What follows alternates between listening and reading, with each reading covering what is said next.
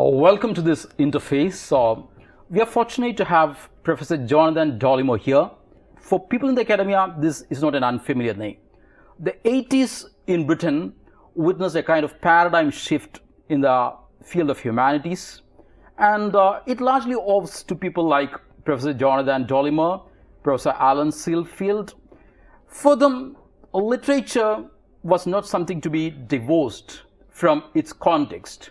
The intimate connection between text and context was something that they unearthed through the political as well as cultural interventions. And the political Shakespeare that came out in the year 1985 marked a new beginning in the field of English studies as well as the field of humanities. So, I will be talking to Professor Jonathan Dollimore about cultural materialism, his new interests that are death studies, censorship, and even those studies related to many other fields, because his interests are quite wide-ranging. So in this interview, welcome Professor Jonathan Dollimore. I would like to ask you, now it's almost more than 2 decades that you and Professor Alan Sealfield and people like that actually began paying attention to the political aspect of Shakespeare, which was since the beginning itself. Mm-hmm. But now, looking from the vantage point of the 21st century, what do you feel, how much has cultural materialism achieved? How much has it failed to achieve, if at all? And what do you feel about your past, academic?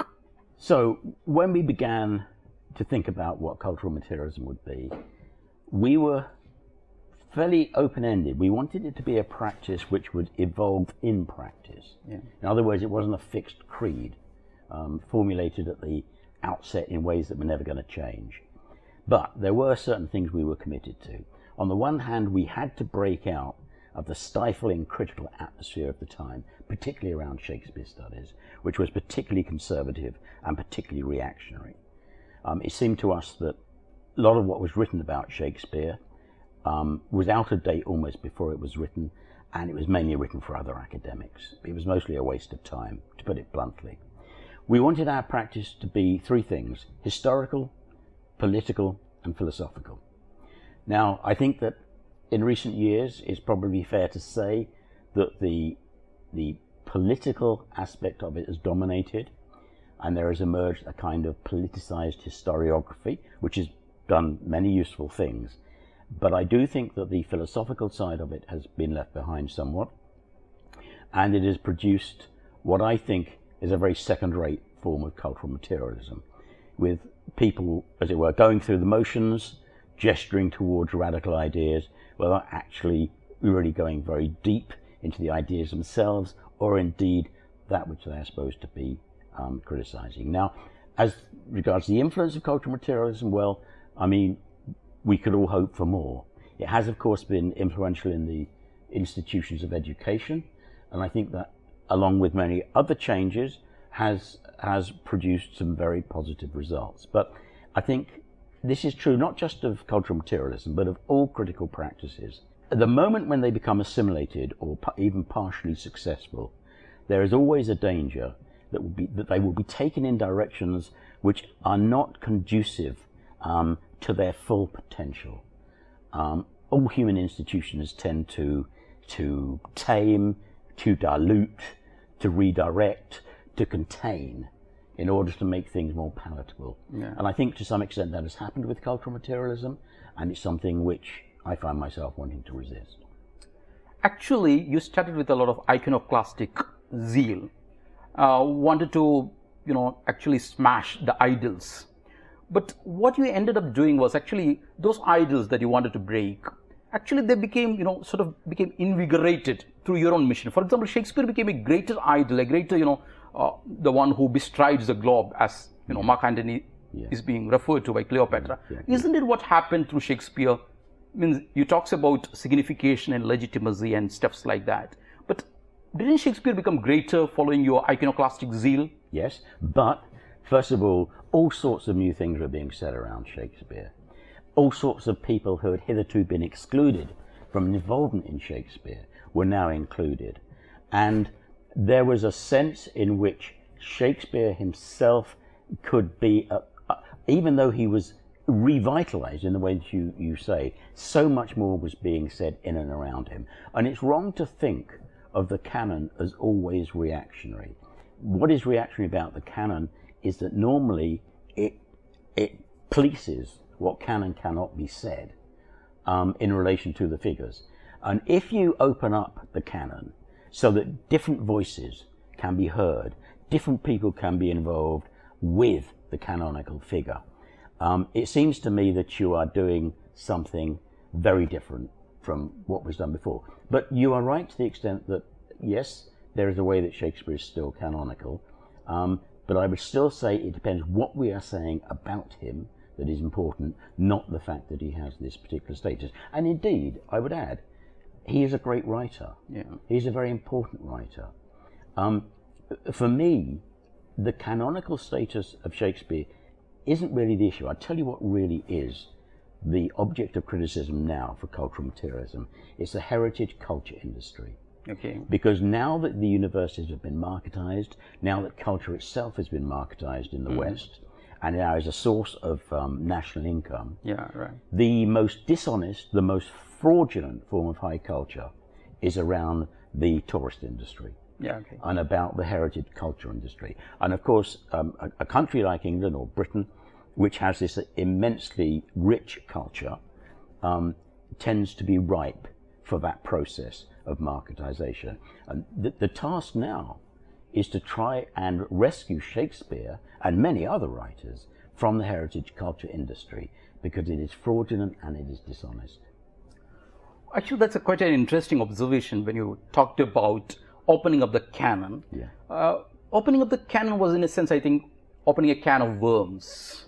And probably, I think, Toni Morrison was right when she said that canon making was also a simultaneous process along with canon making, C-A-N-N-O-N, means for subjugation of the marginalized. And you rightly gave voice to, the marginalized sections like the prostitutes, like the sodomites, and such people. That's true. But cultural materialism also talks about the end of something called human, and you preface, or you have written somewhere that your basic tendency is anti-humanism. How would you define anti-humanism? Yeah, no, that isn't quite correct. In my first book, Radical Tragedy, I very much wanted to take attention away from anti-humanism. Yeah. That is an idea which originates in France.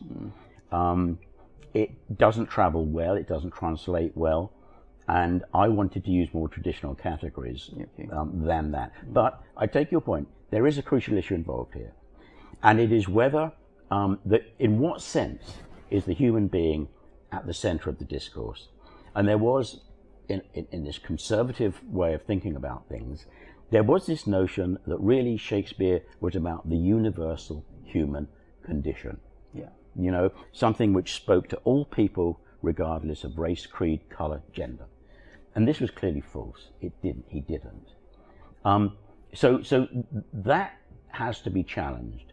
And the way of challenging it is to show how often the individual is in fact constituted by his or her social formation. So often they are the site of conflicts, even very powerful people. I mean, kings, queens, and so on. They are the site of cultural conflicts. And rather than concentrate on them as an individual, what is important is to see them as exemplifying those conflicts in their culture. And if I could just come back to your previous question, just a further point. It's true that Shakespeare is still central, but what has happened in the last 20, 30 years is actually Shakespeare in virtually everywhere is now optional as a focus of study. Hitherto he was compulsory, and that's a huge shift, and it is part of a general shift away from the literature of the past to the literature of the present, which I actually personally regret. I wish more students were studying Shakespeare, but it's their choice. Again, that's the same thing I think Harold Bloom had issues with. He had, for example, said that there's no God but God, and his name is Shakespeare. And regarding when you talked about the canon being broken off and Shakespeare being made an optional and such stuff, and giving voice to the marginalized, all those things are great. But when I read your book or parts of your book, Desire, you talked about the various, your own personal experiences, your own personal sexual life, if I can put it so. What happens, a person can be bisexual, heterosexual, homosexual, or whatever, but won't this all lead to a sort of anarchy? That's often the bogey of anarchy is being raised by people who are interested in this discourse. How would you respond to that? Well, you know what they said about women getting the vote? Yeah. It would produce anarchy. Yeah. Almost any social change has been resisted with the claim that it will produce social conflict, anarchy, disorder. And in fact, history proves otherwise. Okay. And I'll say something else. It is very often you will find that the ethical dimension of dissident cultures is sometimes stronger than the dominant one. Okay. For example, if you look at gay liberation, look at feminism, look at transgender, often these movements are not just about saying, we want to be included, we want a seat at the table. They say that, of course they say that.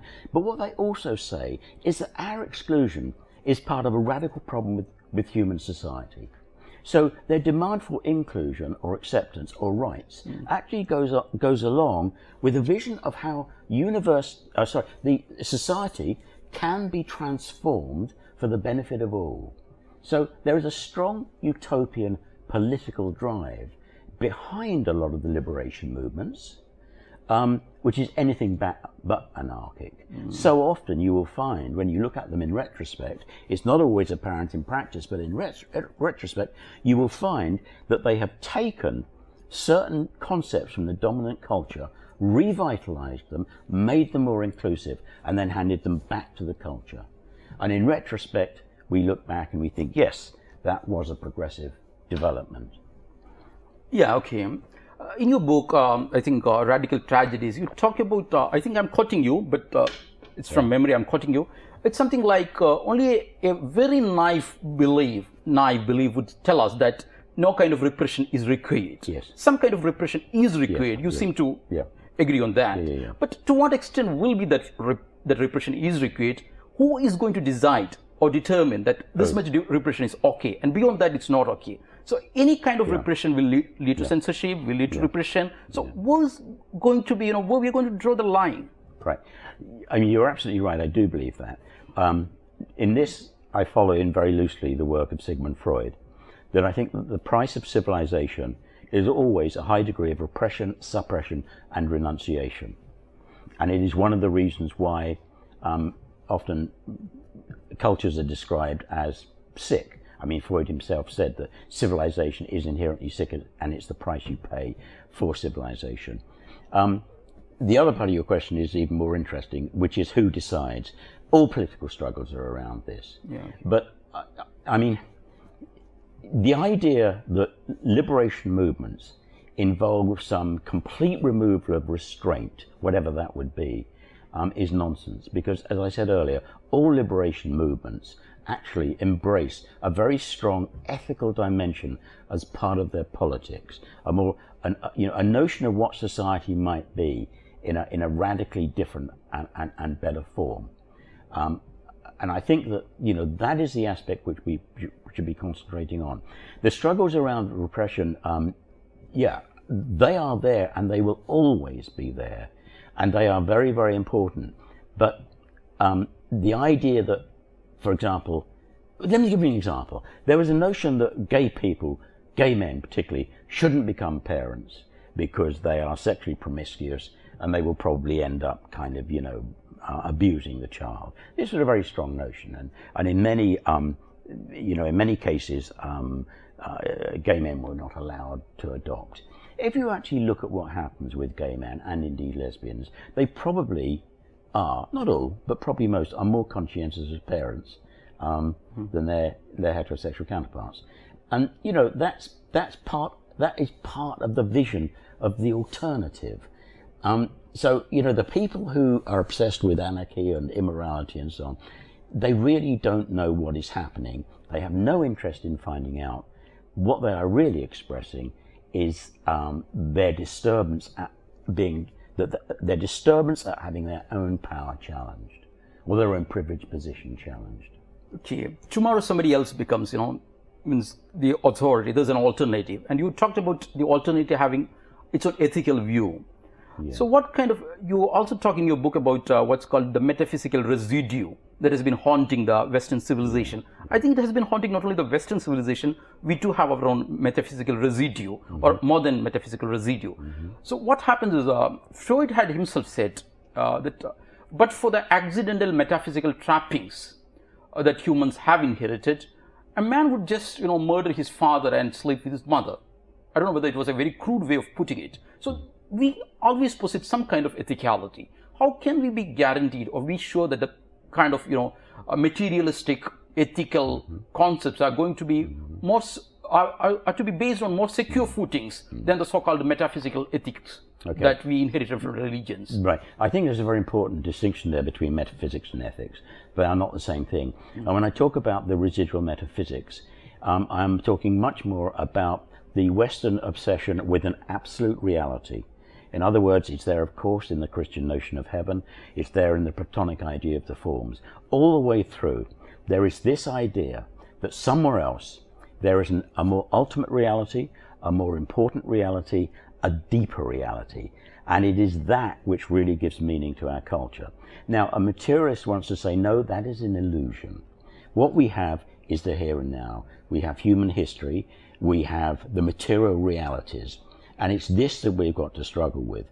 And my point about the residual is that even those of us who believe we are materialists will find that the history of our culture is so deeply within us, in our language, particularly in our language, that we end up reproducing these ideas even as we think we have escaped them. And to come back to my earlier point, the crucial dimension of philosophy is to allow us to see that this is happening, to always, as it were, have the intellectual gaze feeding back on ourselves as well as those whose arguments we contest. I mean, this is very, very important now in the era of identity politics, because I think that as identity politics have replaced more traditional political forms, we have a kind of extraordinary narcissism and arrogance and historical ignorance as the basis for political exchange or confrontation. And I think that we need to try and recover, again, it's a philosophical point that I'm making, we need to discover some perspective which enables us to see our own relative position, the limitations of our own position. Because, my God, if we don't find some way of talking across these increasingly conflicted divides, and I'm thinking about the US, the UK, continental Europe, the way that these divides are opening up, it augurs very, very badly. And you may find this kind of odd coming from me, but I do think that we need a degree of humility in our intellectual exchanges. And it's lacking in identity politics. There is a sense of entitlement which goes along with a deep sense of ignorance, and I regret that very much. It's another reason why I wish students spent more time studying the past as opposed to just the present. Because if you just study the present, you are allowed to think that, the issues concerning you, your own culture, your own milieu, are paramount.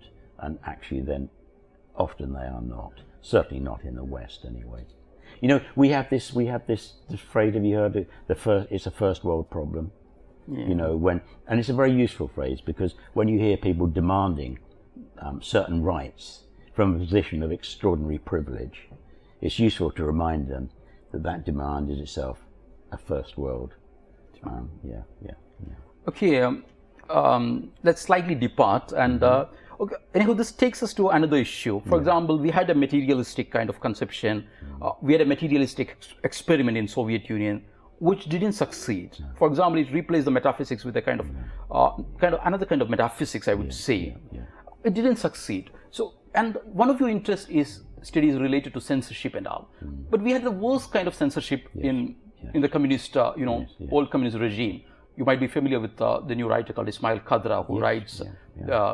So what actually is the current scenario regarding, the censorship? There is some form of censorship everywhere. And the first world, which you talked about, the first world problem, does it more efficiently and effectively than the third world. In the first world, you have got invisible mechanisms that control what can be heard, what is said, who speaks the loudest. And people are also talking about the great chain of speaking, where only some people have the privilege of talking. So what are your insights into this area? Well, let's take the first part of your question first, and the massive failure of the Soviet Union. I mean, this was a hideous part of human history, and the extent to which Marxism and the left and materialist philosophers fed into that, they are culpable. Okay. Now, there's a writer, a currently very influential writer in the US called Jordan Peterson.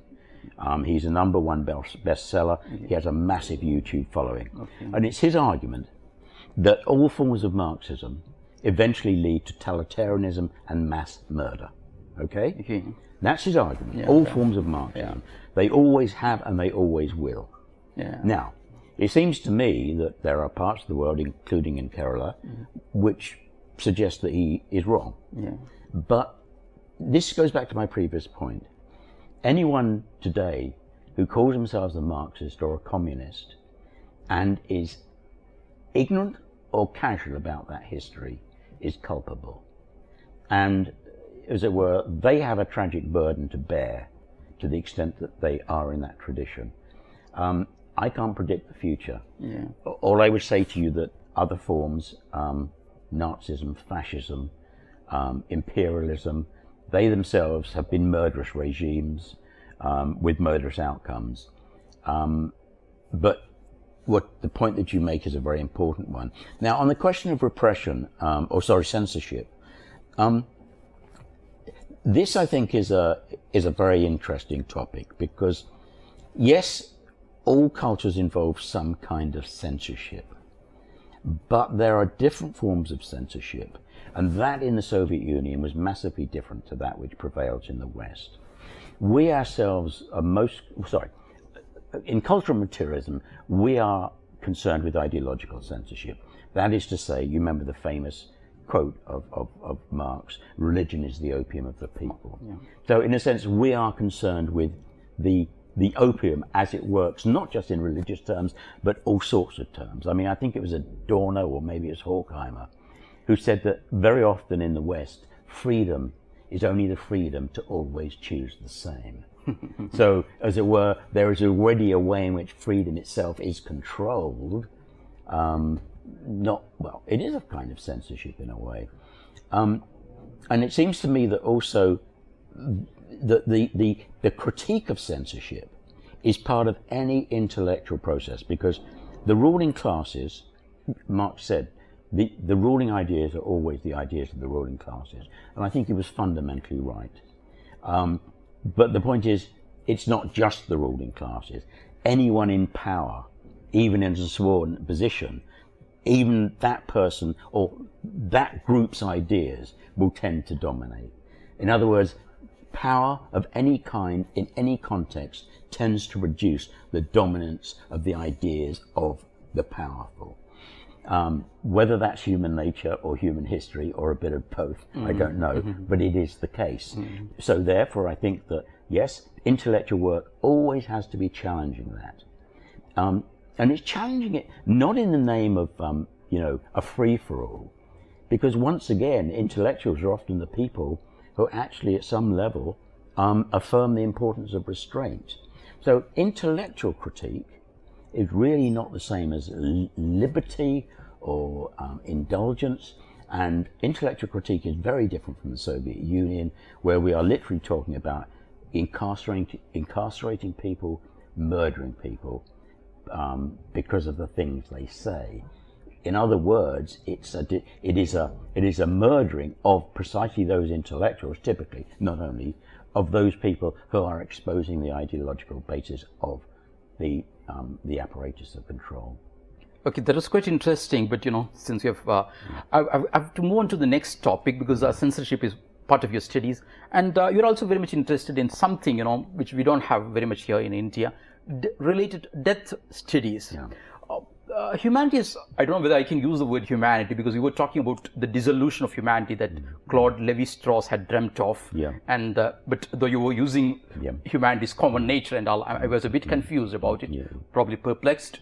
But shall I ask you, you're talking about death, and humanity has always approached death in terms of, metaphysical, whatever insights metaphysics could give them. So now you have, thanks to you, I think there's a new interest, and thanks to scholars like you, there's a new interest in death studies. How would you, explain what death studies is briefly? So there are two dimensions to this, and this is where I move into a very, very different direction. Yeah. In fact, some of my political friends have reproached me for even working in this area.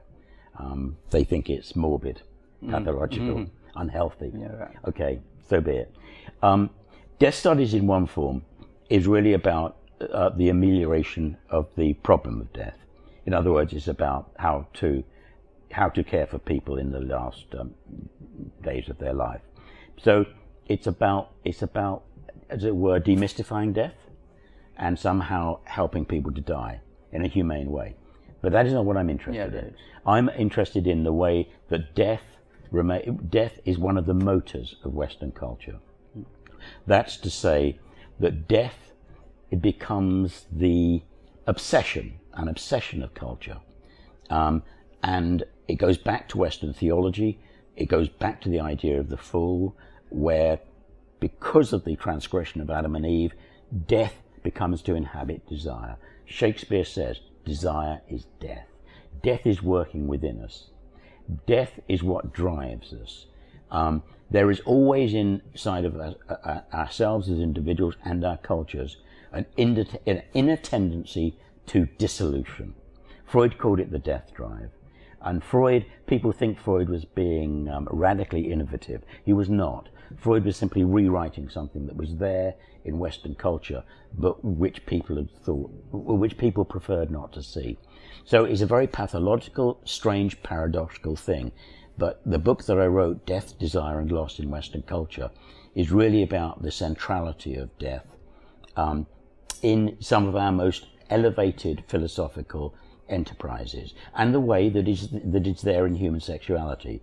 You may remember that the orgasm sexually is known as the little death. So there is a curious way in which, in Western culture, ecstasy and death always come together. Ecstasy and death. And so, I mean, you think of the great love stories.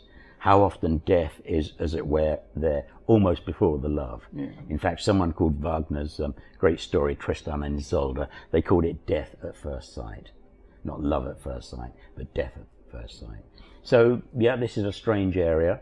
A lot of people may think that it's not a healthy area to go in. I actually think, and this accords with what I said to you at the very beginning, that we really have to explore these ideas because they are there. They have influenced our culture quite profoundly, and they haven't gone away. But I also think that some of the great literature of the Western culture, some of the greatest literature, has been born out of an obsession with death, and particularly the way it relates to human sexuality. That's interesting. Actually, I came across a quote by Paul Auster, the American writer, where he said, actually, I grow dead in the face of death. That's what he said. I grow dead in the face of death. Now, actually, death was a subject that was often avoided in the academia. Yeah. Sven Lundquist, for example, said death was never mentioned in his education during his college years or his school years. And now you're bringing it back to focus. But at the same time, I don't know how much academia will be paying attention to the topic called death. But this also brings our discussion to another area which you are interested, it seems, because you had recently talked about how universities produce a kind of mediocrity, and one has to go around formal education to actually learn life. Yes. So, what do you say? What's your own take on the present condition of universities in the UK and the West? Okay, just to take your first point briefly first, academics may well avoid death. Artists never have. Yeah, right. I mean, for artists of any kind, death has been one of their most fertile subjects. Okay. Now, coming back to the point about mediocrity, I think that this has always been the case in the academy, that second-rate people have come to control it, but it has been particularly pronounced in the last maybe 20 years in my country since the universities have been privatized. For example, what has happened is that often quite second-rate academics have realized that they're not going to have a great career as writers or as teachers, and they have gone off into an alternative career in administration. Yeah. And they have been administering the cutbacks, the controls, the marketizing forces, the privatizing of the universities. And often those very same people, when it comes to appointing people, have said, well, we want someone who won't rock the boat. Okay, we could have this brilliant scholar from, such and such institution, but she's a bit kind of challenging. We don't know what she's going to say. She might upset the boat.